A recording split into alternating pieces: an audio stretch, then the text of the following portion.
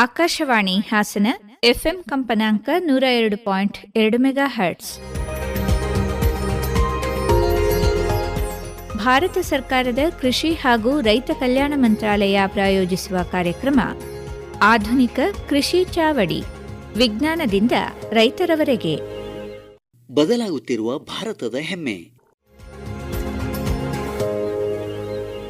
ಮಣ್ಣಿನಿಂದ ಉಮ್ಮಳಿಸಿದ ದುಃಖ ಈಗ ಕಿರುಚಾಟವಾಗಿದೆ. ನಾವು ಬೀಜ ಬಿತ್ತುತ್ತೇವೆ, ಆದರೆ ಭರವಸೆಯ ಬೆಳೆ ಒಣಗುತ್ತಿದೆ. ವಿಷ ಈಗ ಹೊಲಗಳಲ್ಲಿ ಮಾತ್ರವಲ್ಲ, ನಮ್ಮ ಧಮನಿಗಳಿಗೂ ತಲುಪುತ್ತಿವೆ. ಹಾಗಾಗಿಯೇ ಇದೀಗ ಸಮಯ ಧ್ವನಿ ಎತ್ತುವುದಕ್ಕಾಗಿ, ಬದಲಾವಣೆಗಾಗಿ ಮತ್ತು ಏನನ್ನೋ ಸಾಧಿಸುವುದಕ್ಕಾಗಿ. ನೀವೆಲ್ಲ ತಿಳಿದಿರುವ ಹಾಗೆ ನಾವು ತಲುಪಿದ್ದೇವೆ ಬುಲಂದ್ ಶಹರ್ಗೆ. ಹೌದು, ಬುಲಂದ್ ಶಹರ್. ಈ ನೆಲದಿಂದ ದೇಶದ ಮೇಲೆ ಮೂಲೆಗೂ ತಲುಪುವಂತಹ ಧ್ವನಿಗಳು ಏಳುತ್ತವೆ. ಆ ಧ್ವನಿಗಳು ರೈತರನ್ನು ತಲುಪುತ್ತವೆ. ನಮಸ್ಕಾರ, ನಾನು ಅಂಜು ಸಿಂಗ್. ಇಂದಿನ ಕೃಷಿ ಚೌಪಾಲ್ನಲ್ಲಿ ಮಾತಾಡೋಣ ಐಪಿಎಂ ಬಗ್ಗೆ, ಅಂದರೆ ಇಂಟಿಗ್ರೇಟೆಡ್ ಪೆಸ್ಟ್ ಮ್ಯಾನೇಜ್ಮೆಂಟ್. ಈಗ ಇಲ್ಲಿ ಪ್ರಶ್ನೆಗಳನ್ನು ಕೇಳೋದು ಮಾತ್ರವಲ್ಲ, ಉತ್ತರಗಳು ಇರ್ತವೆ ಮತ್ತು ಪರಿಹಾರಗಳು ಸಿಗ್ತವೆ. ಭಯ ಇರುವುದಿಲ್ಲ, ಆದರೆ ನಿರ್ದೇಶನವಿರುತ್ತೆ. ಮತ್ತು ಜೊತೆಗೆ ಇಲ್ಲಿ ವಿಷಯ ಇರಲ್ಲ, ಬದಲಾಗಿ ನೆಲಕ್ಕೆ ಸಂಬಂಧಿಸಿದ ಜೀವನದ ಬಗ್ಗೆ ಮಾತನಾಡಲಾಗುತ್ತೆ. ಇಲ್ಲಿ ಎಲ್ಲರೂ ನಮ್ಮ ಅತಿಥಿಗಳೇ. ಪೂರ್ತಿ ಅತಿಥಿಗಳ ಪ್ಯಾನೆಲ್ ಇದೆ, ವಿಜ್ಞಾನಿಗಳು, ತಜ್ಞರಿದ್ದಾರೆ ಮತ್ತು ನೀವು ರೈತರು ಇದ್ದೀರಿ. ಇಲ್ಲಿ ನೀವು ಕ್ರಾಂತಿಯ ಸಹಭಾಗಿಗಳು ಆಗಿದ್ದೀರಿ. ಸರಿ, ಕಾರ್ಯಕ್ರಮ ಪ್ರಾರಂಭಿಸೋಣ ಜೋರಾದ ಚಪ್ಪಳೆಯೊಂದಿಗೆ. ಈಗ ನಾವು ಹೇಳಿದ ಹಾಗೆ ಇಲ್ಲಿರುವ ಎಲ್ಲಾ ರೈತರು ಪಾಲುದಾರರು. ಐಪಿಎಂ ಎನ್ನುವುದು ಒಂದು ಎಂತಹ ವಿಧಾನ ಅಂದ್ರೆ, ನಾವು ಇದರಲ್ಲಿ ಬಳಸೋ ತಂತ್ರಗಳು ಕಡಿಮೆ ರಾಸಾಯನಿಕಗಳ ಬಳಕೆ ಅಥವಾ ಬಳಕೆ ಮಾಡದಿರುವಂತದ್ದು. ಮತ್ತೆ ನಮ್ಮ ಜೊತೆ ಇರುವ ಅತಿಥಿಗಳ ಪ್ಯಾನೆಲ್ ಏನಿದೆ, ಅವರು ನಮ್ಮ ಮಾರ್ಗದರ್ಶಕರು.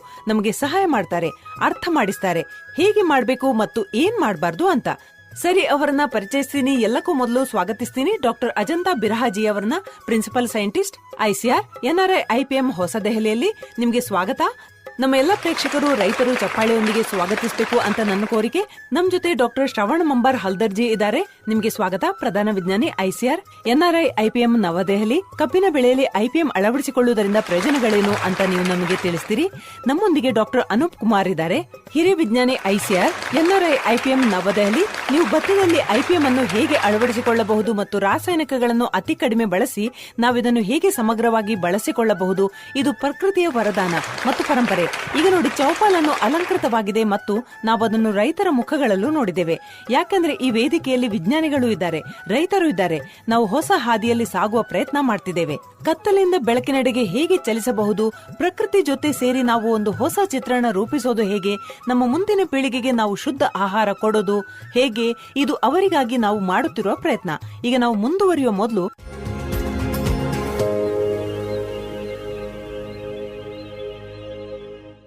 ರಾಸಾಯನಿಕ ಔಷಧಗಳ ಅನಿಯಂತ್ರಿತ ಬಳಕೆಯಿಂದಾಗಿ ಬೆಳೆಗಳಲ್ಲಿ ವಿಷಕಾರಿ ಉಳಿಕೆಗಳ ಪ್ರಮಾಣ ನಿರಂತರವಾಗಿ ಹೆಚ್ಚುತ್ತಿದೆ. ವಿಶೇಷವಾಗಿ ತರಕಾರಿಗಳು ಮತ್ತು ಹಣ್ಣುಗಳಲ್ಲಿ ಈ ಉಳಿಕೆಗಳು ಬಹಳ ಕಾಲ ಉಳಿಯುತ್ತವೆ. ಈ ಹಣ್ಣುಗಳು ಮತ್ತು ತರಕಾರಿಗಳ ಸೇವನೆಯು ಮಾನವನ ಆರೋಗ್ಯದ ಮೇಲೆ ಕೆಟ್ಟ ಪರಿಣಾಮ ಬೀರುತ್ತಿದೆ. ಮಾತ್ರವಲ್ಲದೆ ಅನೇಕ ರಾಸಾಯನಿಕ ಕೀಟನಾಶಕಗಳು ಕ್ಯಾನ್ಸರ್ ಕಾರಕವೂ ಆಗಿವೆ. ಇದಲ್ಲದೆ ಈ ಅವಶೇಷಗಳು ರಫ್ತಿಗೆ ನಿಗದಿಪಡಿಸಿದ ಮಿತಿಗಿಂತ ಹಲವು ಪಟ್ಟು ಹೆಚ್ಚಿರುತ್ತವೆ. ಅಂತಹ ಪರಿಸ್ಥಿತಿಯಲ್ಲಿ ಖರೀದಿದಾರ ದೇಶವು ನಮ್ಮ ಕೃಷಿ ಉತ್ಪನ್ನವನ್ನು ತೆಗೆದುಕೊಳ್ಳಲು ನಿರಾಕರಿಸುತ್ತದೆ. ಅಂಕಿ ಅಂಶಗಳು ಹೇಳುವಂತೆ ಪ್ರತಿ ವರ್ಷ 67,000 ಟನ್ ಕೀಟನಾಶಕಗಳನ್ನು ಭತ್ತ, ಹತ್ತಿ, ಹಣ್ಣುಗಳು ಮತ್ತು ತರಕಾರಿಗಳಂತಹ ವಿವಿಧ ಬೆಳೆಗಳಲ್ಲಿ ಬಳಸಲಾಗುತ್ತಿದೆ. ಜೊತೆಗೆ ಮಸಾಲೆಗಳು ಮತ್ತು ಹೂವುಗಳಲ್ಲಿಯೂ ಬಳಸಲಾಗುತ್ತಿದೆ. ಇದರ ಒಟ್ಟು ಮೌಲ್ಯ 2,75,000 ಕೋಟಿ ರೂಪಾಯಿಗಳು. ಈ ರೀತಿ ಕೀಟನಾಶಕಗಳು ಬೆಳೆ ವೆಚ್ಚವನ್ನು ಹೆಚ್ಚಿಸುತ್ತವೆ. ಇದು ರೈತರ ನಿವ್ವಳ ಲಾಭವನ್ನು ಕಡಿಮೆ ಮಾಡುತ್ತದೆ ಎಂದು ಹೇಳಬಹುದು. ಇದಲ್ಲದೆ ರಾಸಾಯನಿಕ ಔಷಧಗಳು ಇನ್ನೂ ಅನೇಕ ಸಮಸ್ಯೆಗಳನ್ನು ಸೃಷ್ಟಿಸುತ್ತವೆ. ಒಂದು ನಿರ್ದಿಷ್ಟ ಅವಧಿಯ ನಂತರ ಹಾನಿಕಾರಕ ಕೀಟಗಳು ತಮ್ಮ ವಿರುದ್ಧ ಪ್ರತಿರೋಧವನ್ನು ಬೆಳೆಸಿಕೊಳ್ಳುತ್ತವೆ. ಈ ರೀತಿಯಾಗಿ ಪ್ರತಿರೋಧವನ್ನು ಬೆಳೆಸಿಕೊಳ್ಳುವ ಕೀಟಗಳ ಮೇಲೆ ಕೀಟನಾಶಕಗಳ ಪರಿಣಾಮ ಕಡಿಮೆ. ಮತ್ತೊಂದೆಡೆ ಈ ಔಷಧಗಳು ಹಾನಿಕಾರಕ ಮತ್ತು ಪ್ರಯೋಜನಕಾರಿ ಕೀಟಗಳ ನಡುವೆ ವ್ಯತ್ಯಾಸವನ್ನು ಕಂಡುಹಿಡಿಯಲು ಸಾಧ್ಯವಾಗುವುದಿಲ್ಲ ಮತ್ತು ಅವುಗಳನ್ನು ಸಿಂಪಡಿಸಿದಾಗ ಹಾನಿಕಾರಕ ಕೀಟಗಳು ಮಾತ್ರವಲ್ಲದೆ ಸ್ನೇಹಪರ ಕೀಟಗಳು ಸಹ ಸಾಯುತ್ತವೆ. ಈ ಎಲ್ಲಾ ಸಮಸ್ಯೆಗಳಿಗೆ ಸಮಗ್ರ ಕೀಟ ನಿರ್ವಹಣೆ ಅಂದರೆ ಐಪಿಎಂ ಪರಿಹಾರವಾಗಿದೆ. ಇದರಿಂದ ರಾಸಾಯನಿಕ ಕೀಟನಾಶಕಗಳ ಬಳಕೆ ಕಡಿಮೆಯಾಗಿದೆ. ಅಲ್ಲದೆ ಈ ವಿಧಾನವನ್ನು ಪರಿಸರ ಮತ್ತು ಮಾನವನ ಆರೋಗ್ಯಕ್ಕೆ ಸುರಕ್ಷಿತ ಎಂದು ಪರಿಗಣಿಸಲಾಗಿದೆ. ಸಮಗ್ರ ಕೀಟ ನಿರ್ವಹಣೆಯು ಬೆಳೆ ಸರದಿ, ಬಳಕೆವಾರು ನಿಯಂತ್ರಣ, ಉತ್ತಮ ಬೀಜಗಳ ಆಯ್ಕೆ, ಸಸ್ಯದಿಂದ ಸಸ್ಯಕ್ಕೆ ಸರಿಯಾದ ಅಂತರ, ಜೈವಿಕ ನಿಯಂತ್ರಣ ಏಜೆಂಟ್ಗಳೊಂದಿಗೆ ಬೀಜ ಮತ್ತು ಮಣ್ಣಿನ ಸಂಸ್ಕರಣೆ, ಬೇವಿನ ಎಣ್ಣೆಯ ಬಳಕೆ, ಫೆರೋಮೋನ್ ಬಲೆಗಳು, ಬೆಳಕಿನ ಬಲೆಗಳು, ಹಳದಿ ಮತ್ತು ನೀಲಿ ಜಿಗುಟಾದ ವಲೆಗಳಂತಹ ವಿವಿಧ ಕ್ರಮಗಳನ್ನು ಒಳಗೊಂಡಿದೆ. ರಾಸಾಯನಿಕ ನಿಯಂತ್ರಣವನ್ನು ಕೊನೆಯ ಉಪಾಯವಾಗಿ ಬಳಸಲಾಗುತ್ತದೆ. ಈ ಬಳಕೆಯು ರೈತನನ್ನು ಆರ್ಥಿಕ ನಷ್ಟದಿಂದ ರಕ್ಷಿಸುವುದಕ್ಕೆ ಸೀಮಿತವಾಗಿದೆ. ಈಗ ನೀವು ವರದಿಗಳನ್ನು ಕೇಳಿದ್ರಿ ಮತ್ತು ವರದಿಯಲ್ಲಿ ಹಲವು ವಿಷಯಗಳನ್ನು ಸೇರಿಸಲು ಪ್ರಯತ್ನಿಸಿದ್ದೇವೆ. ಈಗ ವಿಜ್ಞಾನಿಗಳೊಂದಿಗೆ ಮಾತಾಡೋಣ, ರೈತರ ಸಮಸ್ಯೆಗಳ ಬಗ್ಗೆ ತಿಳ್ಕೊಳ್ಳೋಣ. ಡಾಕ್ಟರ್ ಅಜಂತಾ ಅವರಿದ್ದಾರೆ. ಮೇಡಮ್ ಅಜಂತಾ ಅವರೇ, IPM ಅಂದ್ರೇನು? ಸಮಗ್ರ ಮಾಹಿತಿ ಇದರ ಬಗ್ಗೆ ನಮಗೆ ಕೊಡಬೇಕು. ನೋಡಿ, ನೀವು ಬಹಳ ಮಹತ್ವಪೂರ್ಣ ಪ್ರಶ್ನೆ ಕೇಳಿದ್ದೀರಿ. ಸಮಗ್ರ ಕೀಟ ನಿರ್ವಹಣೆ ಅಂದ್ರೆ ನಮ್ಮ ಬೆಳೆಗಳ ಮೇಲೆ ದಾಳಿ ಮಾಡುವ ಕೀಟಗಳು ಮತ್ತು ರೋಗಗಳನ್ನು ನಿರ್ವಹಿಸಲು ನಾವು ವಿವಿಧ ಚಟುವಟಿಕೆಗಳನ್ನು ಸಂಘಟಿಸುವ ಒಂದು ವ್ಯವಸ್ಥೆ. ಭಾರತದಲ್ಲಿ ಪ್ರತಿ ವರ್ಷ ನಮ್ಮ ಬೆಳೆಗಳಿಗೆ 67,000 ಟನ್ ಕೀಟನಾಶಕಗಳನ್ನು ಬಳಸಲಾಗುತ್ತಿರುವುದರಿಂದ ಮತ್ತು ಅದರ ದುಷ್ಟ ಪರಿಣಾಮಗಳು ನಿರಂತರವಾಗಿ ಹೆಚ್ಚುತ್ತಿದೆ. ನಮ್ಮ ಪರಿಸರದ ಮೇಲೆ, ನಮ್ಮ ಮಾನವ ಆರೋಗ್ಯದ ಮೇಲೆ, ನಮ್ಮ ರೈತರ ಆರೋಗ್ಯದ ಮೇಲೆ ಮತ್ತು ಸಮತೋಲನವನ್ನು ಸೃಷ್ಟಿಸುವ ಮಿತ್ರ ಕೀಟಗಳ ಮೇಲೆ ದುಷ್ಟಭಾವ ಹೆಚ್ಚುತ್ತಲೇ ಇದೆ. ಅವುಗಳ ಮೇಲೂ ತುಂಬಾ ನಕಾರಾತ್ಮಕ ಪರಿಣಾಮ ಬೀರುತ್ತೆ ಮತ್ತು ಅದರ ಅವಶೇಷಗಳು ನಿರಂತರವಾಗಿ ಹೊರಗೆ ಹೋಗುತ್ತಿವೆ. ಅದರಿಂದ ಮಣ್ಣಿನ ಆರೋಗ್ಯದ ಮೇಲೂ ಕೆಟ್ಟ ಪರಿಣಾಮ ಬೀರುತ್ತಿದೆ. ಹಾಗಾಗಿ ಸ್ಥಿತಿ ತುಂಬಾ ಚಿಂತಾಜನಕವಾಗಿದೆ. ಹಾಗಾಗಿ ನಾವು ಸಕಾಲಿಕ ಕೀಟ ನಿರ್ವಹಣೆಯನ್ನು ಅಳವಡಿಸಿಕೊಳ್ಳುವುದು ಬಹಳ ಮುಖ್ಯ. ಸರಿ, ನಾನು ಡಾಕ್ಟರ್ ಹಲ್ದರ್ ಅವರ ಜೊತೆ ಮಾತಾಡೋಕೆ ಬಯಸ್ತೀನಿ. ನಾವು ತಿಳಿದ ಹಾಗೆ ಈ ಪೂರ್ತಿ ಕಬ್ಬಿನ ಬೆಲ್ಟ್ ಬಗ್ಗೆ ಕಾರ್ಯಕ್ರಮಕ್ಕೂ ಮುಂಚೆ ನಾವು ಕೆಲವು ರೈತರೊಂದಿಗೆ ಮಾತನಾಡಿದಾಗ ಅವರಂದ್ರು, ಮೇಡಮ್ ದಯವಿಟ್ಟು ಕಬ್ಬಿನ ಬಗ್ಗೆ ಮಾತನಾಡಿ ಅಂತ. ಕಬ್ಬು ತುಂಬಾ ಪ್ರಿಯವಾದ ಬೆಳೆ ಮತ್ತು ಇಲ್ಲಿನ ನಮ್ಮ ರೈತರು ನಮಗೆ ಸಿಹಿಯನ್ನು ತರುತ್ತಾರೆ. ಆದರೆ ಇದರೊಂದಿಗೆ ಸವಾಲುಗಳಿವೆ. ರೆಡ್ ರಾಡ್ ನಂತಹ ರೋಗಗಳು ಇವೆ.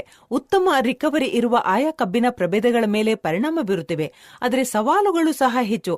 ಹಾಗಾದ್ರೆ IPM ಇದಕ್ಕೆ ಪರಿಹಾರವಾಗಬಹುದೇ ಮತ್ತು ಆಗೋದಾದರೆ ಹೇಗೆ? ನಮಸ್ಕಾರ ರೈತ ಬಾಂಧವರೇ. ಕಬ್ಬು ಭಾರತದ ಪ್ರಮುಖ ಬೆಳೆ ಅಂತ ನಾನು ನಿಮ್ಗೆ ಹೇಳ್ತೀನಿ. ಮತ್ತೆ ಹಾಗೆ ನೋಡಿದ್ರೆ ಅದು ನಿಮ್ಮ ಉತ್ತರ ಪ್ರದೇಶದ ಪ್ರಮುಖ ಬೆಳೆ. ಮತ್ತೆ ನಿಮ್ಮ ಈ ಪ್ರದೇಶದಲ್ಲಿ ಭಾರಿ ಪ್ರಮಾಣದ ಕಬ್ಬನ್ನ ಬೆಳೆಯಲಾಗುತ್ತದೆ. ಮತ್ತೆ ಅದರಲ್ಲಿ ದಾಳಿ ಮಾಡುವ ಮುಖ್ಯ ರೋಗಗಳು ಮತ್ತು ಕೀಟಗಳು, ಅವುಗಳಲ್ಲಿ 3 ಅಥವಾ 4 ಬಹಳ ಮುಖ್ಯವಾದವುಗಳು. ಆದ್ರೆ ಬೇರೆ ಬೇರೆ ವಿಜ್ಞಾನಿಗಳು ಇವುಗಳನ್ನ 200ರಿಂದ 250 ಅಂತ ದಾಖಲಿಸಿದ್ದಾರೆ. ಅವುಗಳಲ್ಲಿ ಮುಖ್ಯವಾದವು 4ರಿಂದ 5.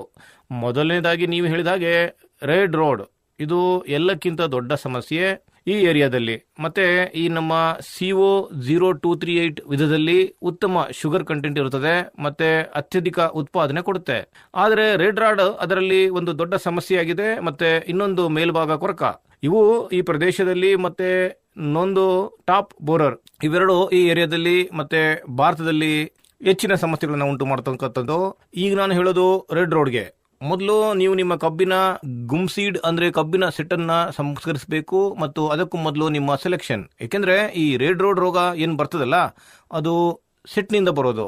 ನೀವು ಸೆಟ್ ಒಳಗೆ ನೋಡುವ ಕೆಂಪು, ಇದು ಕೆಂಪು ಕೊಳೆತ ಎಂಬ ರೋಗ. ನೀವು ಅದನ್ನ ಸೆಲೆಕ್ಷನ್ ಮಾಡುವ ಸಮಯದಲ್ಲಿ ನಿಮ್ಮ ಶೇಡ್ಸ್ ಸರಿಯಾಗಿ ಆಯ್ಕೆ ಮಾಡಿದ್ರೆ ಆ ರೋಗ ಹೋಗುತ್ತದೆ. ಹಾಗಾಗಿ ಅತಿ ಉತ್ತಮ ಅಂದ್ರೆ ನಿಮ್ಮ 50 ಅಥವಾ 60% ನಿಯಂತ್ರಣ ಅದರಿಂದಲೇ ಆಗುತ್ತೆ. ಎರಡನೇದಾಗಿ ಮುಂದೆ ಏನ್ ಮಾಡ್ಬೇಕಂದ್ರೆ ಈ ಟ್ರೈಕೋಡರ್ಮಾದಂತಹ ಕೆಲವು ಜೈವಿಕ ನಿಯಂತ್ರಣದ ಬಗ್ಗೆ ಹೇಳ್ತೇವೆ. ಇದರಿಂದ ನೀವು ಬೀಜ ಸಂಸ್ಕರಣೆ ಮತ್ತೆ ಕಬ್ಬಿನ ಸೆಟ್ಗಳನ್ನ ಸಂಸ್ಕರಣೆ ಮಾಡಿದ್ರೆ, ಕಬ್ಬಿನ ಸೆಟ್ಸ್ ಏನಿವೆ ಅವುಗಳ ಟ್ರೀಟ್ಮೆಂಟ್ ಮಾಡಿದ್ರೆ ಅದರ ನಿಯಂತ್ರಣ ತುಂಬಾ ಸುಲಭ ಆಗ್ತದೆ. ಇದಲ್ಲದೆ ಲಕ್ನೋದಲ್ಲಿ ಭಾರತೀಯ ಕಬ್ಬು ಸಂಶೋಧನಾ ಸಂಸ್ಥೆ ಇದೆ. 1-2 ಪ್ರಭೇದಗಳನ್ನು ತಂದಿದ್ದಾರೆ. ರೆಡ್ ರಾಡ್ಗೆ ಪ್ರತಿ ನಿರೋಧಕವಾದದ್ದು. ಮತ್ತೆ ಅವುಗಳ ಹೆಸರು CO ಲಕ್ನೋ 14201 ಮತ್ತೆ CO ಲಕ್ನೋ 16202. ಇವೆರಡು ಎಂತಹ ಪ್ರಭೇದಗಳು ಅಂದ್ರೆ ತುಂಬಾ ಚೆನ್ನಾಗಿವೆ. ಮುಂಬರುವ ಸಮಯದಲ್ಲಿ ನೀವು ಅವುಗಳನ್ನ ಬಳಸಬಹುದು. ಆದರೆ ಮನಸ್ಸಿಗೆ ಬರುವ ಎರಡನೇ ವಿಷಯ ಅಂದ್ರೆ ನಾವು ನಿರ್ದಿಷ್ಟ ವಿಧವನ್ನು ಮಾತ್ರ ನಿರ್ವಹಿಸ್ತೇವೆ. ನೀವು ಈ ವಿಧವನ್ನು ಬೆಳೆ ಬಯಸಿದ್ರೆ ರೆಡ್ ರಾಡ್ ನಿಯಂತ್ರಣಕ್ಕಾಗಿ ನೀವು ಸಮಗ್ರ ಕೀಟ ನಿರ್ವಹಣೆ ಮಾಡಬೇಕಾಗತ್ತೆ. ಅದರ ಬಗ್ಗೆ ನಾವು ನಿಮಗೆ 2 ಅಥವಾ 3 ವಿಧಾನಗಳಲ್ಲಿ ಹೇಳಿದ್ದೇವೆ. ಆದರೆ ಸೀಡ್ ಟ್ರೀಟ್ಮೆಂಟ್ ನೀವು ಅದರಲ್ಲಿ ವೈವಿಧ್ಯತೆಯನ್ನು ಸಹ ಮಾಡಬಹುದು. ಮತ್ತೆ ಎರಡನೇದಾಗಿ ಇದರ ಸೆಟ್ ನಿಮಗೆ ಚೆನ್ನಾಗಿರ್ತದೆ. ಮತ್ತೆ ಕೊಯಮತ್ತೂರಿನಲ್ಲಿರುವ ನಮ್ಮ ಸಂಸ್ಥೆಯ ವಾಕ್ಯೂಮ್ ಯಂತ್ರವನ್ನು ಸಹ ತಯಾರಿಸಿದೆ. ನೀವು ಇದರಲ್ಲಿ ಬೀಜ ಸಂಸ್ಕರಣೆ ಮಾಡಿದಿರೋದು ಚೆನ್ನಾಗಿ ಸಂಸ್ಕರಿಸಲ್ಪಡುತ್ತದೆ. ಹಾಗಾಗಿ ಒಬ್ಬ ರೈತ ಅದನ್ನು ತೆಗೆದುಕೊಳ್ಳಕ್ಕೆ ಆಗದಿದ್ರೆ ಸಾಮೂಹಿಕವಾಗಿ ಸೇರಿಯ ಯಂತ್ರವನ್ನು ಖರೀದಿ ಮಾಡಬಹುದು. ಮತ್ತೆ ನಿಮ್ಮ ಕಬ್ಬಿನ ಸೆಟ್ಗಳು ಏನಿವೆಲ್ಲ ಅವುಗಳನ್ನ ಸಂಸ್ಕರಿಸಬಹುದು. ರೈತರು ಮೊದಲೇ ನನ್ನ ಜೊತೆ ಮಾತಾಡಿದ್ರು. ಕಬ್ಬಿನ ಬಗ್ಗೆ ಯಾವುದೇ ಪ್ರಶ್ನೆಗಳಿವೆ ಅಂತ ನೋಡೋಣ. ನಾನು ಡಾಕ್ಟರ್ ಸಾಹೇಬ್ರಲ್ಲಿ ಕಬ್ಬಿನ ಬಗ್ಗೆ ಕೇಳ್ತಾ ಇದ್ದೀನಿ. ಕಬ್ಬಿನ ಬೆಳೆಗೆ ಯಾವ ಕೀಟಗಳು ಮತ್ತು ರೋಗಗಳು ಬರ್ತಾವೆ ಮತ್ತು ಅದರ ಸಮಗ್ರ ಕೀಟ ನಿರ್ವಹಣೆಯ ಪ್ರಯೋಜನವನ್ನ ನಾವು ಯಾವ ರೀತಿ ಪಡೆಯಬಹುದು? ಕೀಟಗಳು ಮತ್ತು ರೋಗಗಳ ಬಗ್ಗೆ ನಾನು ಈಗಾಗಲೇ ನಿಮಗೆ ಹೇಳಿದ್ದೇನೆ. ಈ ಪ್ರದೇಶದಲ್ಲಿ 2-3 ಕೀಟಗಳಿವೆ. ಇವುಗಳಲ್ಲಿ ಟಾಪ್ ಬೋರರ್ ಇದೆ, ಅರ್ಲಿ ಸೂಟ್ ಬೋರರ್ ಇದೆ, ಇಂಟರ್ನೆಟ್ ಬೋರರ್ ಇದೆ. ಇವೆಲ್ಲ ಕೀಟಗಳು, ಇದಕ್ಕೆ ರೆಡ್ ರೋಡ್ ಅಂತ ಹೇಳ್ತೀವಿ. ಎರಡನೇದು ಪೋಕಾ ಬೋಯಿಂಗ್, ಇದು ಕೂಡ ಒಂದು ಸಮಸ್ಯೆ ಈ ಪ್ರದೇಶದಲ್ಲಿ ಹೆಚ್ಚಿಸಿದೆ. ಹಾಗಾಗಿ ಇವುಗಳನ್ನು ನಿಯಂತ್ರಿಸಬೇಕು. ನಾನು ನ್ಯೂಸ್ನಲ್ಲೂ ಸಹ ಓದಿದಾಗೆ ಇಲ್ಲಿನ ಹೆಚ್ಚಿನ ರೈತರು ಕೊರಾಜಿನ್ ಬಳಸ್ತಾರೆ.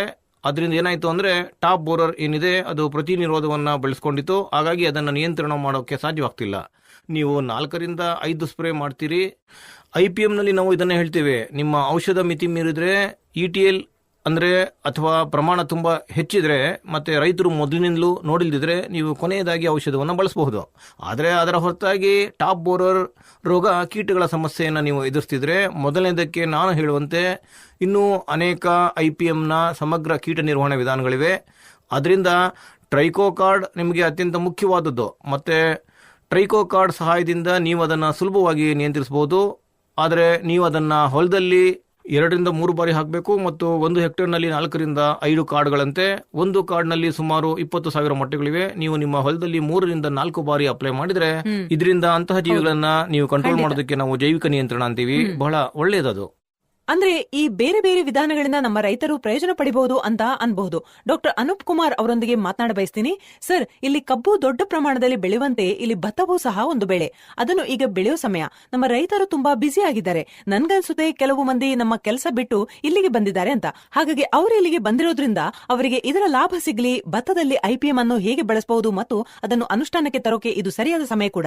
ಭತ್ತದಲ್ಲಿ IPM ಪದದ ಅರ್ಥ ಎಲ್ರಿಗೂ ತಿಳಿದಿರಬೇಕು.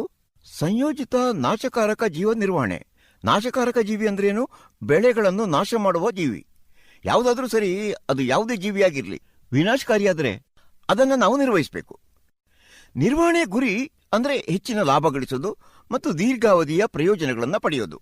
ಏಕೀಕೃತ ಅಂತಂದ್ರೆ ಇಲ್ಲಿ ಜೈವಿಕ ವಿಷಯಗಳು ಮತ್ತೆ ಅಗತ್ಯ ಬಿದ್ದರೆ ಕೆಮಿಕಲ್ ಎಲ್ಲವನ್ನೂ ಸೇರಿದಾಗ ಇದು ಸಮಗ್ರ ಕೀಟನಾಶಕ ಆಗುತ್ತೆ. ಈಗ ನಾವು ಭತ್ತದ ಬಗ್ಗೆ ಹೇಳೋದಾದ್ರೆ, ಭತ್ತದಲ್ಲಿ ಬರುವಂತಹ ಪ್ರಮುಖ ಸಮಸ್ಯೆ ಏನು ಅಂತಂದ್ರೆ ಕಾಂಡ ಕೊರಕ ಅಲ್ವಾ? ಮತ್ತೆ ಅನೇಕ ರೋಗಗಳಿವೆ. ಮತ್ತೆ ನೋಡಿ, BPH, ಬ್ರೌನ್ ಪ್ಲಾಂಟ್ ಹಾಪರ್, ಬಹಳಷ್ಟು ಸಮಸ್ಯೆ ಇವೆ. ಇವುಗಳ ಹೊರತಾಗಿ ಕೀಟನಾಶಕಗಳಿಂದ ಉಂಟಾಗುವ ದೊಡ್ಡ ಸಮಸ್ಯೆ ಅಂದ್ರೆ ಬೆಳೆಯಲ್ಲಿ ಅವಶೇಷಗಳು ಬರ್ತವೆ. ಈ ಅವಶೇಷಗಳಿಂದ ನಮ್ಮ ಎಕ್ಸ್ಪೋರ್ಟ್ ಆಗುವ ಭತ್ತ, ವಿಶೇಷವಾಗಿ ಬಾಸ್ಮತಿ ಭತ್ತ, ಅದಕ್ಕೆ ಒಳ್ಳೆ ರೇಟ್ ಸಿಗೋದಿಲ್ಲ, ವಾಪಸ್ ಬಂದ್ಬಿಡುತ್ತೆ. ನಮಗೆ ಇಲ್ಲಿ ಒಳ್ಳೆ ರೇಟ್ ಸಿಗೋದಿಲ್ಲ. ಈಗ ನಮಗೆ ಉತ್ಪಾದನೆಯಾಯಿತು, ಆದರೆ ಒಳ್ಳೆ ರೇಟ್ ಸಿಗಲಿಲ್ಲ. ಹಾಗಾಗಿ ಭತ್ತದಲ್ಲಿ IPM ಅಳವಡಿಸಿ ಒಳ್ಳೆ ರೀತಿಯ ಭತ್ತವನ್ನ ಬೆಳಿಬೇಕು. ಆರ್ಗನೈಸ್ನ ಹಾಗೆ, ಆದರೆ ಇಳುವರಿ ಕಡಿಮೆ ಆಗೋದಿಲ್ಲ. ಅದಕ್ಕೇನು ಅಂದ್ರೆ ಪ್ರಾರಂಭದಿಂದ ಸಮಗ್ರತೆಯೊಂದಿಗೆ ನಡೆಯಬೇಕು. ಪೂರ್ತಿ ಫಸಲ್ನ ಆರೋಗ್ಯದ ಬಗ್ಗೆ ನೆಲವನ್ನು ಸಿದ್ಧಪಡಿಸುವಲ್ಲಿಂದ ಆರಂಭಿಸಿ ಹೊಲದಲ್ಲಿ ಹಸಿರು ಗೊಬ್ಬರವನ್ನು ಹಾಕಬೇಕಾಗತ್ತೆ. ಮತ್ತೆ ಬೀಜಗಳನ್ನು ಸಂಸ್ಕರಿಸಬೇಕು. ಬೀಜಗಳನ್ನ ಕಾರ್ಬನ್ ಡೈಆಕ್ಸೈಡ್ನಿಂದ ಸಂಸ್ಕರಿಸಬೇಕು. ಜೈವಿಕವಾಗಿ ಆದರೆ ಟ್ರೈಕೋಡರ್ಮಾ ಶಿಲೀಂಧ್ರದೊಂದಿಗೆ ಪ್ರತಿ ಕೆಜಿ ಬೀಜಕ್ಕೆ 10 ಗ್ರಾಂನಾಗೆ ಸಂಸ್ಕರಿಸಬೇಕು.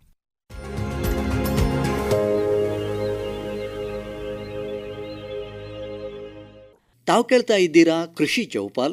ಇಂದಿನ ಕೃಷಿ ಚೌಪಾಲ್ ಕೇವಲ ಕೃಷಿ ಚೌಪಾಲ್ ಆಗಿಲ್ಲ, ಇದೊಂದು ಭವಿಷ್ಯದ ರಣತಂತ್ರ, ಒಂದು ಪ್ರಯತ್ನ.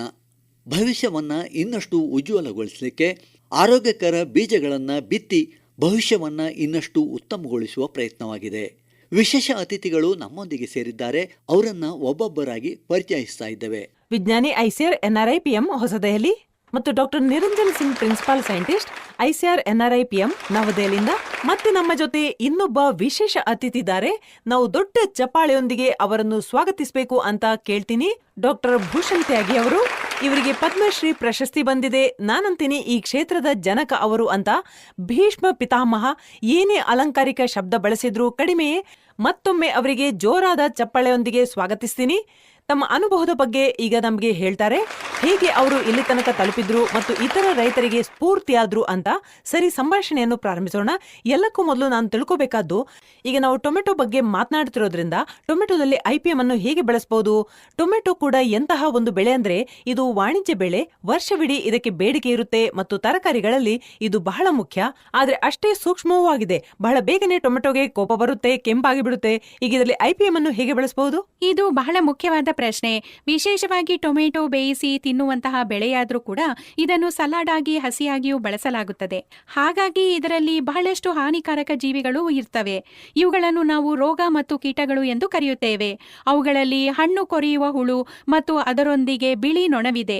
ಜೊತೆಗೆ ವೈರಸ್ಗಳಿಗೆ ಸಂಬಂಧಿಸಿದ ರೋಗಗಳು ಸಹ ಇದರ ಅಡಿಯಲ್ಲಿ ಬರುತ್ತವೆ. ಇದಲ್ಲದೆ ಆರಂಭಿಕ ಮತ್ತು ಅಂಗಮಾರಿ ರೋಗ ಮತ್ತು ಅತ್ಯಂತ ಅಂಗಮಾರಿ ರೋಗ ಮತ್ತು ಈಗ ನಿಮೆಟೋಡ್ಗಳ ಸಮಸ್ಯೆ ಕೂಡ ಇರುತ್ತೆ. ಈ ಎಲ್ಲ ರೋಗಗಳನ್ನು ತಡೆಗಟ್ಟಲು ನಾವು ಸಮಗ್ರ ರೋಗ ನಿರ್ವಹಣೆಯನ್ನು ಬಳಸಬೇಕು ಮತ್ತು ಮೊದಲೇ ಹೇಳಿದಂತೆ ನೇರವಾಗಿ ರಾಸಾಯನಿಕಗಳನ್ನು ಆಶ್ರಯಿಸಬಾರದು. ಬೇರೆ ಚಕ್ರವನ್ನು ಅಳವಡಿಸಿಕೊಳ್ಳಬೇಕು. ಇದರಿಂದ ಮಣ್ಣಿನಿಂದ ಹರಡುವ ನಿಮೆಟೋಡ್ಗಳಂತಹ ರೋಗಗಳನ್ನು ಕಡಿಮೆ ಮಾಡಬಹುದು. ಟ್ರೈಕೋಡರ್ಮಾ ಒಂದು ಸ್ನೇಹಿ ಶಿಲೀಂಧ್ರವಾಗಿದ್ದು ಇದನ್ನು ನಾವು ಮಣ್ಣು ಮತ್ತು ಬೀಜಗಳನ್ನು ಸಂಸ್ಕರಿಸಲು ಬಳಸಬಹುದು. ಮಣ್ಣನ್ನು ಸಂಸ್ಕರಿಸಲು ನಾವು ಅದನ್ನು ಸಾವಯವ ಗೊಬ್ಬರದೊಂದಿಗೆ ಬೆರೆಸಬೇಕು ಮತ್ತು ಪ್ರತಿ ಟನ್ಗೆ 1 ಕೆಜಿ ದರದಲ್ಲಿ ನಾವು ಅದನ್ನು ಎರೆಹುಳು ಗೊಬ್ಬರ ಅಥವಾ ಹಸುವಿನ ಗೊಬ್ಬರ ಎಂದು ಕರೆಯಲ್ಪಡುವ ವರ್ಮಿ ಕಾಂಪೋಸ್ಟ್ ನಲ್ಲಿ ಬೆರೆಸಬಹುದು. ಮತ್ತು ಇದರೊಂದಿಗೆ ನಾವು ಟೊಮೆಟೊದಲ್ಲಿ ಪ್ರತಿ ಕೆಜಿಗೆ 5 ಗ್ರಾಂ ದರದಲ್ಲಿ ಬೀಜೋಪಚಾರ ಸಹ ಮಾಡಬಹುದು. ಮತ್ತು ನಾವು ಮಣ್ಣಿನ ಸಂಸ್ಕರಣೆ ಮತ್ತು ಬೀಜ ಸಂಸ್ಕರಣೆಯನ್ನು ಮಾಡಿದಾಗ ಮಣ್ಣಿಗೆ ಸಂಬಂಧಿಸಿದ ರೋಗಗಳು ಬಹಳ ಮಟ್ಟಿಗೆ ಕಡಿಮೆಯಾಗುತ್ತವೆ. ಅದೇ ರೀತಿ ಕಾಯಿ ಕೊರಕ ಕೀಟ ಅಥವಾ ಹಣ್ಣು ಕೊರೆಯುವ ಕೀಟವು ಬಹಳ ಮುಖ್ಯವಾದ ಕೀಟವಾಗಿದ್ದು ಇದು ಬೆಳೆಗಳಿಗೆ ಬಹಳಷ್ಟು ಹಾನಿ ತರುತ್ತೆ ಮತ್ತು ರೈತರು ಇದರಿಂದ ತುಂಬಾ ತೊಂದರೆಗೊಳಗಾಗುತ್ತಾರೆ. ಇದಕ್ಕಾಗಿ ಕೀಟವು ಅತ್ಯಂತ ಕಡಿಮೆ ಆರ್ಥಿಕ ಹಾನಿ ಮಟ್ಟವನ್ನು ತಲುಪಿದಾಗ ಮಾತ್ರ ನಾವು ರಾಸಾಯನಿಕಗಳನ್ನು ಬಳಸಬೇಕು. ಇದಕ್ಕಾಗಿ ನಾವು ಹೆಲಿಲ್ಯೂರ್ ಎಂಬ ಫೆರೋಮೋನ್ ಟ್ರ್ಯಾಪ್ ಅನ್ನು ಬಳಸಬಹುದು. ಇದಲ್ಲದೆ ನಾವು ಅದನ್ನು ಪ್ರತಿ ಹೆಕ್ಟೇರ್ಗೆ 250 ರೂಪಾಯಿ NPV ದರವನ್ನು ಬಳಸಬಹುದು. ನಾವು ಅವುಗಳಿಗೆ ಎಕರೆಗೆ 5 ರಿಂದ 10 ದರದಲ್ಲಿ ಬಳಸಬಹುದು.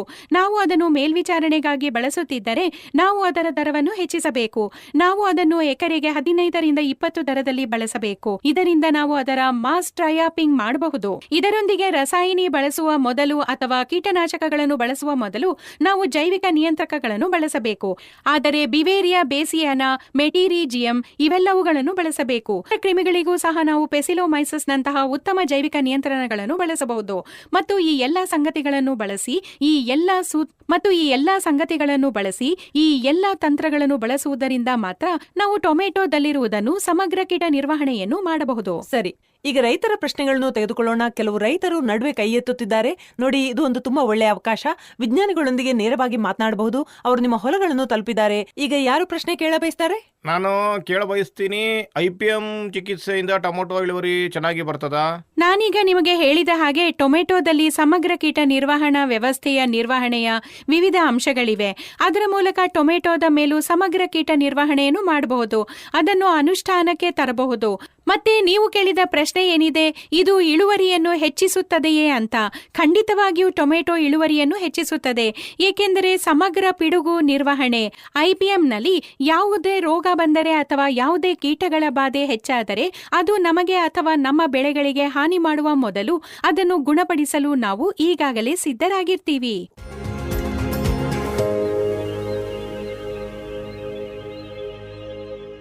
ಕೇಳಿ, ಬಹಳಷ್ಟು ಪ್ರಯತ್ನಗಳು ನಡೀತಾನೆ ಇವೆ. ಕ್ರಾಂತಿಯ ಯುಗ ಆರಂಭವಾಗಿದೆ. ಕೃಷಿಯ ಮೇಲೆ ಹೆಚ್ಚಿನ ಗಮನ ಹರಿಸ್ತಾ ಇದ್ದೇವೆ. ಇದನ್ನು ಕೇಳ್ತಾನೂ ಇದ್ದೇವೆ. ರೈತರನ್ನು ತಲುಪಲು ಯಾವ ರೀತಿ ಸಂಚಾರ ಸಾಧನಗಳಿವೆ, ಯಾವ್ಯಾವ ಮಾಧ್ಯಮಗಳಿವೆ, ಇದನ್ನು ತಾವು ತಮ್ಮ ಹೊಲದಲ್ಲಿ ಯಾವ ರೀತಿ ಅಳವಡಿಸಿಕೊಳ್ಬೇಕು ಅಂದರೆ ಪ್ರತಿಯೊಬ್ಬ ರೈತನಿಗಾಗಿ ಅಥವಾ ಪ್ರತಿ ಹಳ್ಳಿಯಲ್ಲಿ ತಜ್ಞರನ್ನ ನಿಯೋಜಿಸುವುದು ತುಂಬ ಕಷ್ಟದ ಕೆಲಸ. ಯಾಕಂದರೆ ನಮಗೆಲ್ಲರಿಗೂ ತಿಳಿದಿರೋ ಹಾಗೆ ಮಾಹಿತಿ ಮತ್ತು ಸಂವಹನ ತಂತ್ರಜ್ಞಾನ ಬಹಳ ವಿಶಾಲ ವ್ಯಾಪ್ತಿ ಹೊಂದಿದೆ ಮತ್ತು ಅದು ಬಹಳ ಪ್ರೇಕ್ಷಕರನ್ನು ಸುಲಭವಾಗಿ ತಲುಪುತ್ತೆ. ಹಾಗಾಗಿ ಸಮಗ್ರ ಕೀಟ ನಿರ್ವಹಣಾ ವ್ಯವಸ್ಥೆಯಲ್ಲಿ ರೈತರಿಗೆ ಸಮಯೋಚಿತ ಮಾಹಿತಿ ತಲುಪುವುದು ಮತ್ತು ಅದರ ಪರಿಚಯ ಏನಿದೆ ಅದು ಬಹಳ ಮುಖ್ಯವಾಗುತ್ತೆ. ಮಾಹಿತಿ ಮತ್ತು ಸಂವಹನ ತಂತ್ರಜ್ಞಾನ ಬಹಳ ಮುಖ್ಯವಾದ ಪಾತ್ರ ವಹಿಸುತ್ತೆ. ಈಗ ನಮ್ಮ ಮನೆಗಳಲ್ಲಿ ಎಲ್ಲರೂ ಮಾಹಿತಿ ಮತ್ತು ಸಂವಹನ ತಂತ್ರಜ್ಞಾನ ಬಳಸ್ತಾರೆ. ಅದು ಸ್ಮಾರ್ಟ್ ಮೊಬೈಲ್ ಫೋನ್ ಆಗಿರ್ಬೋದು, ಟ್ಯಾಬ್ಲೆಟ್ ಆಗಿರ್ಬೋದು ಅಥವಾ ಡೆಸ್ಕ್ಟಾಪ್ ಆಗಿರ್ಬೋದು. ಕೃಷಿಯಲ್ಲಿ ಸಮಗ್ರ ಕೀಟ ನಿರ್ವಹಣೆಯ ವಿಷಯಕ್ಕೆ ಬಂದಾಗ ಅಲ್ಲಿ ಹೆಚ್ಚಿನ ಉಪಯೋಗ ಮಾಡೋದಿಲ್ಲ ಜನರು. ವಾಣಿಜ್ಯ ಕ್ಷೇತ್ರವಾಗಲಿ ಅಥವಾ ವೈದ್ಯಕೀಯ ಕ್ಷೇತ್ರವಾಗಲಿ ನಾವು ಮಾಹಿತಿ ಮತ್ತು ಸಂವಹನ ತಂತ್ರಜ್ಞಾನವನ್ನು ಬಹಳಷ್ಟು ಬಳಸ್ತಿದ್ದೇವೆ. ಆದರೆ ಕೃಷಿಯಲ್ಲಿ ನಿರಂಜನ್ ಅವರೇ, ಹೆಚ್ಚಾಗಿ ಜನಪ್ರಿಯವಾಗಿರುವ ಅಂತಹ ಟೂಲ್ಸ್ ಬಗ್ಗೆ ನೀವು ನಮಗೆ ಹೇಳ್ತೀರಾ? ಹೌದು, ಅದನ್ನು ಕೂಡ ನಾನು ಹೇಳೋದಕ್ಕೆ ಇಷ್ಟಪಡ್ತೀನಿ. ಕೀಟ ನಿರ್ವಹಣೆ ಬಗ್ಗೆ ಮಾತನಾಡುವಾಗ ರೈತರು ಎದುರಿಸುವಂತಹ 2 ದೊಡ್ಡ ಸಮಸ್ಯೆಗಳು ಅಂತಂದ್ರೆ, ಒಂದು ಕೀಟವನ್ನು ಸರಿಯಾಗಿ ಗುರುತಿಸುವುದು, ಇನ್ನೊಂದು ಅದರ ನಿರ್ವಹಣೆಗೆ ಸರಿಯಾದ ಸಲಹೆ. ತಜ್ಞರ ಅನುಪಸ್ಥಿತಿಯಲ್ಲಿ ರೈತರು ಏನ್ ಮಾಡ್ತಾರೆ ಅಂದ್ರೆ, 2 ವಿಷಯಗಳಲ್ಲಿ ಸಹಾಯಕ್ಕಾಗಿ ಮೊದಲು ಕೀಟನಾಶಕ ವ್ಯಾಪಾರಿಗಳನ್ನು ಸಂಪರ್ಕಿಸ್ತಾರೆ. ಅದರಿಂದ ಅವರು ತಜ್ಞರ ಬದಲು ಮಾಹಿತಿ ಮತ್ತು ಸಂವಹನ ತಂತ್ರಜ್ಞಾನ ಸಾಧನಗಳನ್ನು ಬಳಸಿದರೆ ಅವರು ಸರಿಯಾದ ಸಮಯದಲ್ಲಿ ಸರಿಯಾದ ಮಾಹಿತಿಯನ್ನು ಸುಲಭವಾಗಿ ಪಡೀತಾರೆ. ಇತ್ತೀಚೆಗೆ ನಮ್ಮ ಭಾರತೀಯ ಕೃಷಿ ಸಂಶೋಧನಾ ಮಂಡಳಿ ಈ ಉಪಕ್ರಮವನ್ನು ಪ್ರಾರಂಭಿಸಿದೆ. ನಮ್ಮ ಕೃಷಿ ಮತ್ತು ರೈತ ಕಲ್ಯಾಣ ಇಲಾಖೆಯ ಸಹಯೋಗದೊಂದಿಗೆ ನಾವು ರಾಷ್ಟ್ರೀಯ ಕೀಟ ನಿಗಾ ವ್ಯವಸ್ಥೆ, ಶಾರ್ಟ್ ಫಾರ್ಮ್ನಲ್ಲಿ NPSS ಅಂತ ಹೇಳ್ತಾ ಇದ್ದೀವಿ, ಒಂದು ಉತ್ತಮ ಆ್ಯಪ್ ಅನ್ನು ನಾವು ಅಭಿವೃದ್ಧಿಪಡಿಸಿದ್ದೇವೆ. ಇದರ ಸಹಾಯದಿಂದ ಕೀಟಗಳು ಮತ್ತು ರೋಗಗಳನ್ನು ಗುರುತಿಸಲು ನಾವು ಕೃತಕ ಬುದ್ಧಿಮತ್ತೆಯನ್ನು ಬಳಸ್ತೇವೆ. ಆದ್ದರಿಂದ ನೀವು ನಿಮ್ಮ ಹೊಲದ ಫೋಟೋವನ್ನು ಕೊಟ್ಟರೆ ಸಾಕು, ಅದರ ಮೂಲಕ ಅದು ಯಾವ ಕೀಟ ಅಥವಾ ರೋಗ ಅಂತ ಹೇಳುತ್ತೆ. ಮತ್ತೆ ಅದೇ ಸಮಯದಲ್ಲಿ ನಿಮ್ಮ ಹೊಲದಲ್ಲಿ ಕೀಟಗಳ ಬಾಧೆಯ ಮಟ್ಟವನ್ನು ಅದಕ್ಕೆ ತಿಳಿಸಿದರೆ ಅದು ಮಧ್ಯಮ ಅಥವಾ ತುಂಬ ಗಂಭೀರ ಸಮಸ್ಯೆ ಅಂತ ನಿಮ್ಗೆ ಗೊತ್ತಾಗತ್ತೆ. ಕೃತಕ ಬುದ್ಧಿಮತ್ತೆ ನೀವು ನೀಡಿದಂಥ ಮಾಹಿತಿಯ ಆಧಾರದಲ್ಲಿ ಸಲಹೆಯನ್ನು ಕೂಡ ಕೊಡುತ್ತೆ. ಅಂದ್ರೆ ಇದು ಬಹಳ ವ್ಯಾವಹಾರಿಕವಾಗಿದೆ, ಬಹಳ ಪ್ರಾಕ್ಟಿಕಲ್ ಆಗಿ ಈ ಟೂಲ್ಸ್ ಅನ್ನು ವಿನ್ಯಾಸಗೊಳಿಸಲಾಗಿದೆ ಮತ್ತು ಅವು ಬಳಕೆದಾರ ಸ್ನೇಹಿಯಾಗಿದೆ. ಅಂದ್ರೆ ಇವು ನಿಮ್ಮ ಪ್ರದೇಶದ ಭಾಷೆಯಲ್ಲಿ ನಿಮಗೆ ಲಭ್ಯವಿದೆ, ನೀವು ಅದನ್ನು ಆಯ್ಕೆ ಮಾಡಬಹುದು ಮತ್ತು ಅದು ಲೈವ್ ಡೆಮೋ ರೀತಿಯಲ್ಲಿ, ಅಂದ್ರೆ ಯಾವುದೇ ಸಮಸ್ಯೆ ಇದ್ರೆ ನೀವು ಅದನ್ನು ಆಪ್ನಲ್ಲಿ ನಮೂದಿಸ್ತೀರಿ, ಅದಕ್ಕೆ ಪರಿಹಾರವು ಅದರ ಜೊತೆಗೆ ಸಿಗುತ್ತೆ. ಆದರೆ ನಮ್ ಜೊತೆ ಇಡೀ ವಿಶ್ವವಿದ್ಯಾಲಯ ಕೂತ್ಕೊಂಡಿದೆ. ಭೂಷಣ್ ತ್ಯಾಗಿ ಅವರು ಇದ್ದಾರೆ. ನಮ್ಮ ಕಾರ್ಯಕ್ರಮವನ್ನು ಎಲ್ಲರೂ ಕೇಳ್ತಾ ಇದ್ದಾರೆ. ಭೂಷಣ ತ್ಯಾಗಿ ಸರ್ ಅವರು ಇಲ್ಲಿದ್ದಾರೆ. ಸರ್, ನಮ್ಮ ಕೇಳುಗರಿಗೆ ಇನ್ನೂ ಹೆಚ್ಚಿನ ಉಪಯೋಗ ಆಗಬೇಕಂದ್ರೆ ತಮ್ಮ ಅಭಿಪ್ರಾಯವನ್ನು ತಿಳಿಸ್ಕೊಡಿ. ನೀವು ಇಡೀ ಅವಧಿಯನ್ನು ನೋಡಿದ್ದೀರಿ, ಅದರಿಂದ ಒಬ್ಬರು ಹೇಗೆ ಪ್ರಯೋಜನ ಪಡೀತಾರೆ ಅನ್ನೋದು ನಿಮಗೆ ಗೊತ್ತು. ನಿಮ್ಮ ಹೊಲಗಳನ್ನು ಸಹ ನೋಡಿದ್ದೇವೆ, ಅಲ್ಲಿ ಸಾಕಷ್ಟು ಹಸಿರಿದೆ, ಬೆಳೆಗಳು ತುಂಬಾ ಆರೋಗ್ಯವಾಗಿ ಕಾಣ್ತದೆ. ನೋಡಿ, ಇಂದಿನ ವಿಷಯವು ತುಂಬ ಗಂಭೀರವಾಗಿದೆ. ರಾಸಾಯನಿಕ ಗೊಬ್ಬರಗಳಿಗಿಂತ ಕೀಟನಾಶಕಗಳಿಂದ ನಮಗೆ ಹೆಚ್ಚಿನ ನಷ್ಟವಾಗ್ತಾ ಇದೆ. ಮತ್ತು ಇದಕ್ಕಾಗಿ ಭಾರತ ಸರ್ಕಾರದ ಯಶಸ್ವಿ ಪ್ರಧಾನಮಂತ್ರಿ ಮತ್ತು ನಮ್ಮ ಕೃಷಿ ಸಚಿವರು ಸಂಕಲ್ಪ ಯಾತ್ರೆ ಎಂಬ ಕಾರ್ಯಕ್ರಮವನ್ನು ಸಹ ಪ್ರಾರಂಭಿಸಿದ್ದಾರೆ. ಇದರಲ್ಲಿ ನಾವು ಇಂದು IPM ಕುರಿತ ಆಳವಾದ ಚರ್ಚೆಗಾಗಿ ಇಲ್ಲಿ ಉಪಸ್ಥಿತರಿದ್ದೇವೆ. ಮತ್ತು ಈ ಕಾರ್ಯಕ್ರಮದ ಉದ್ದೇಶವೇನೆಂದರೆ, ನಾವು ನಮ್ಮ ಹೊಲಗಳಲ್ಲಿ ರಾಸಾಯನಿಕ ವಿಷಯದಿಂದ ಪಾರಾಗೋದು ಹೇಗೆ ಅನ್ನೋದು. ನಾವು ಆರೋಗ್ಯದ ಬಗ್ಗೆ, ಪರಿಸರ ಮತ್ತು ರಫ್ತಿನ ಬಗ್ಗೆ ಜಾಗೃತರಾಗಿರಬೇಕು. ಏಕೆಂದರೆ ರೈತರ ಆರ್ಥಿಕ ಅಭಿವೃದ್ಧಿ ಆದರೆ ದೇಶದ ಆರ್ಥಿಕ ಅಭಿವೃದ್ಧಿ ಹೆಚ್ಚಾಗ್ತದೆ. ವಿಷಮ ಪರಿಸ್ಥಿತಿಯಲ್ಲಿ ನಾವು ಹಾಗೆ ಮಾಡಬೇಕಾದ್ರೆ ಮಾರುಕಟ್ಟೆಯಲ್ಲಿ ಲಭ್ಯವಿರುವ ಎಲ್ಲ ವಿಷಕಾರಿ ಉತ್ಪನ್ನಗಳ ಮೇಲೆ ಭಾರತ ಸರ್ಕಾರವು 4 ಸೂಚನೆಗಳನ್ನು ನೀಡಿದೆ. ಅವುಗಳಲ್ಲಿ ಕೆಂಪು ಬಣ್ಣ, ಹಳದಿ ಬಣ್ಣ, ನೀಲಿ ಬಣ್ಣ ಮತ್ತು ಹಸಿರು ಬಣ್ಣಗಳಾಗಿವೆ. ನನ್ನ ರೈತ ಬಾಂಧವರು ಖರೀದಿ ಮಾಡುವಾಗ ಹಸಿರು ಬಣ್ಣವನ್ನು ಮೀರಿ ಹೋಗಬಾರ್ದು ಎಂಬುದನ್ನು ನೆನಪಿನಲ್ಲಿಟ್ಕೊಳ್ಬೇಕು ಅಂತ ನಾನು ವಿನಂತಿ ಮಾಡ್ತೇನೆ. ಕನಿಷ್ಠ ಪಕ್ಷ ನಾವು ಸುರಕ್ಷಿತವಾದ ಅದೇ ರೀತಿಯ ರಾಸಾಯನಿಕಗಳನ್ನು ಬಳಸಬೇಕು. ತ್ಯಾಗಿಯವರೇ, ಇಲ್ಲಿ ನನ್ನದೊಂದು ಪ್ರಶ್ನೆ ಇದೆ.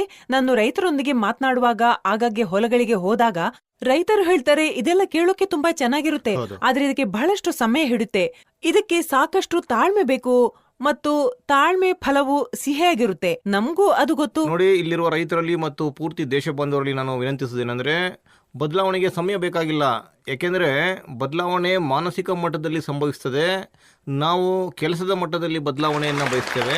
ಮತ್ತು ಬದಲಾವಣೆಯು ಮಾನಸಿಕವಾಗಿದೆ. ಮನಸ್ಥಿತಿ ಕ್ಷಣಾರ್ಧದಲ್ಲಿ ಬದಲಾಗ್ತದೆ. ದೇಶಕ್ಕಾಗಿ ಕೃಷಿ ಮಾಡಬೇಕು, ಆರೋಗ್ಯಕ್ಕಾಗಿ ಕೃಷಿ ಮಾಡಬೇಕು, ಆರ್ಥಿಕ ಸಮೃದ್ಧಿಗಾಗಿ ಕೃಷಿ ಮಾಡಬೇಕು ಎಂಬುದು ನನ್ನ ದೇಶದ ರೈತರು ಮನಸ್ಸಲ್ಲಿ ಇಟ್ಕೊಳ್ಬೇಕು. ನೋಡಿ, ಇದು ಯಶಸ್ವಿ ಪ್ರಧಾನಮಂತ್ರಿಯವರಿಂದ ಬಂದಿರುವ ಸುಂದರವಾದ ಮೂಲ ಸ್ವಾವಲಂಬಿ ಭಾರತದ ಪರಿಕಲ್ಪನೆಯು. ರೈತರ ಸಮೃದ್ಧಿಯಿಂದ ರಾಷ್ಟ್ರದ ಸಮೃದ್ಧಿಯತ್ತ ಸಾಗ್ತದೆ ಅಂತ ಅವರು ಹೇಳಿದ್ದಾರೆ. ರೈತ ಶ್ರೀಮಂತನಾಗದಿದ್ರೆ ದೇಶ ಹೇಗೆ ಸಮೃದ್ಧವಾಗ್ತದೆ? ಈ ಪರಿಸ್ಥಿತಿಯಲ್ಲಿ ಇಂದು IPM ಬಗ್ಗೆ ನನಗೆ ತುಂಬಾ ಸಂತೋಷವಾಗ್ತಿದೆ. ತಡವಾಗಿ ಆದರೂ ಈಗ ಉತ್ತಮವಾಗಿದೆ. ನಾವು ಅದನ್ನು ತುಂಬಾ ಮೊದಲೇ ಪ್ರಾರಂಭಿಸಬೇಕಾಗಿತ್ತು. ಮತ್ತೆ ನಮ್ಮ ಪ್ರಧಾನಮಂತ್ರಿಯವರು ಹೇಳ್ತಿರ್ತಾರೆ, ರೈತರಿದ್ರೆ ನಾವಿದ್ದೇವೆ ಅಂತ. ಏಕೆಂದ್ರೆ ನೀವು ಇದ್ರೆ ನಮ್ಗೆ ಊಟ ಸಿಗೋದು ಮತ್ತು ಆಗ ಮಾತ್ರ ನಮ್ಮ ದೇಶ ಪ್ರಗತಿ ಹೊಂದೋದು. ನೀವು ವಿಶ್ವ ವೇದಿಕೆಯಲ್ಲಿ ನಿಮ್ಮ ಗುರುತನ್ನು ಸ್ಥಾಪಿಸಲು ಸಾಧ್ಯವಾಗುತ್ತೆ. ಕೆಲವು ರೈತರಲ್ಲಿ ಕೆಲವು ಪ್ರಶ್ನೆ ಇದೆ, ಕೇಳಿ. ನನ್ನ ಹೆಸರು ಮುಖೇಶ್ ಸಾಗರ್, ಗ್ರಾಮ ಬಂಬಾವತ್, ಜಿಲ್ಲೆ ಗೌತಮ್ ಬುದ್ಧ ನಗರ, ನೋಯ್ಡಾ. NPSS ಇದರ ಪ್ರಯೋಜನವೇನು ಮತ್ತೆ ಅದರ ಅನುಕೂಲಗಳೇನು? ನಾನು ನಿಮಗೆ ಹೇಳೋದೇನು ಅಂದರೆ, ಈ NPSS ಆ್ಯಪ್ ಏನಿದೆ, ಇದು ಮಾಹಿತಿ ಮತ್ತು ಸಂವಹನ ತಂತ್ರಜ್ಞಾನವನ್ನು ಬಳಸಿದೆ. ಮತ್ತು ರೈತರಿಗೆ ಅವರ ಹೊಲಗಳಲ್ಲಿನ ಕೀಟಗಳು ಮತ್ತು ರೋಗಗಳ ಮಟ್ಟವನ್ನು ಆಧರಿಸಿ ಸಲಹೆ ಕೊಡುತ್ತೆ. ಇದು ಇತರ ಅಪ್ಲಿಕೇಶನ್ಗಳಲ್ಲಿ ಲಭ್ಯ ಇಲ್ಲ ಮತ್ತು ಅದರಲ್ಲಿರುವ ಎಲ್ಲ ಮಾಹಿತಿ ಕೂಡ ಕೃಷಿ ಸಂಶೋಧನಾ ಮಂಡಳಿಯ ವಿಜ್ಞಾನಿಗಳು ಒದಗಿಸಿದ ವೈಜ್ಞಾನಿಕ ಮಾಹಿತಿಯಾಗಿದೆ. ಇದು ಅವರು ಸರಿಯಾದ ಮೂಲಗಳಿಂದ ತೆಗೆದುಕೊಂಡ ಮಾಹಿತಿಯನ್ನು ಒಳಗೊಂಡಿದೆ.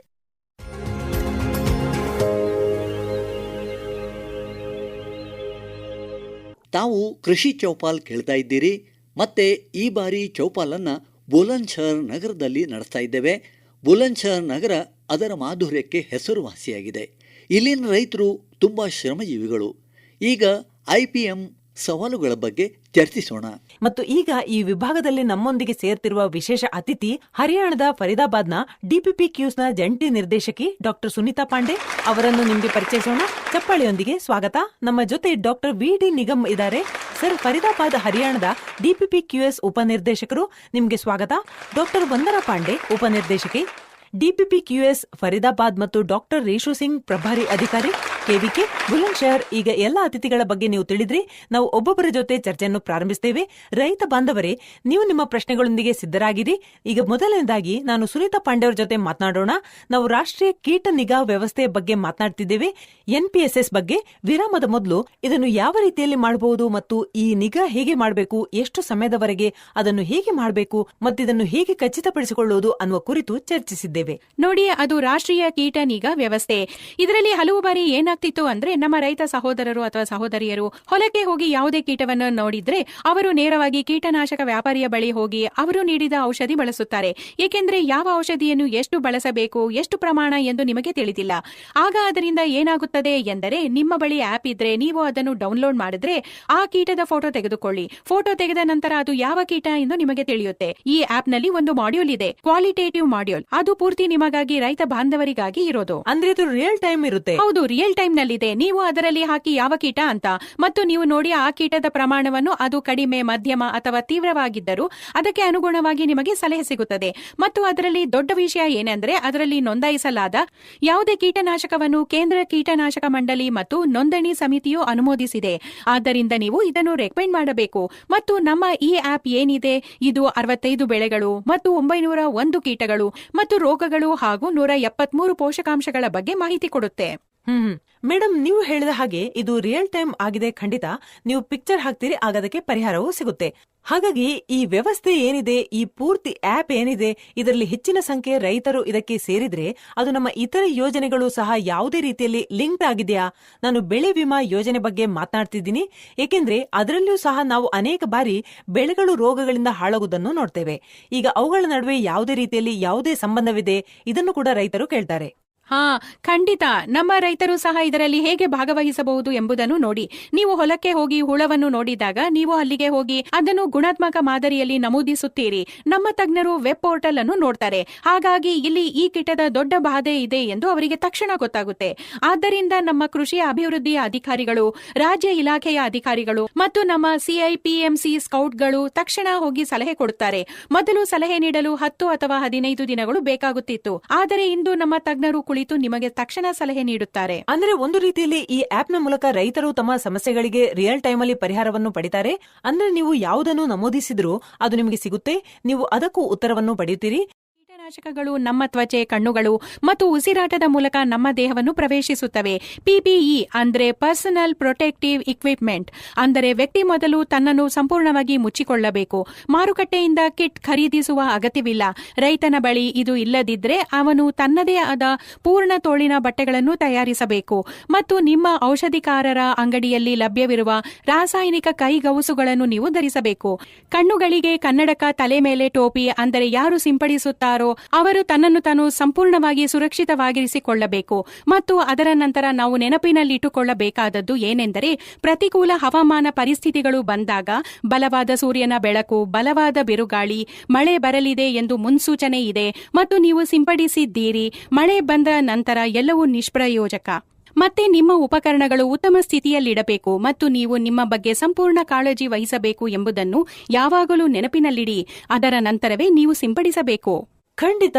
ನೋಡಿ, ಇದು ಬಹಳ ಮುಖ್ಯವಾದ ವಿಷಯ. ಮೊದಲು ನೀವು ನಿಮ್ಮನ್ನು ರಕ್ಷಿಸಿಕೊಳ್ಳಿ, ನಂತರವೇ ಏನಾದ್ರೂ ಮಾಡಿ. ಏಕೆಂದ್ರೆ ನೀವು ಆರೋಗ್ಯವಾಗಿಲ್ಲದಿದ್ರೆ ನಮ್ಗೆ ಆಹಾರ ತಲುಪೋದಾದ್ರೂ ಹೇಗೆ? ನೋಡಿ, ನೀವು ಅನ್ನದಾತರು, ಹಾಗಾಗಿ ನಿಮ್ಮ ಬಗ್ಗೆ ಕಾಳಜಿ ವಹಿಸಿ, ಆಗ್ಲೇ ಜಗತ್ತಿಗೆ ಅನ್ನ ಸಿಗೋದು. ಹೌದು, ಸರಿ. ಬದಲಾಗುತ್ತಿರುವ ಭಾರತದ ಹೆಮ್ಮೆ ಕಾರ್ಯಕ್ರಮ ಕೇಳಿದಿರಿ.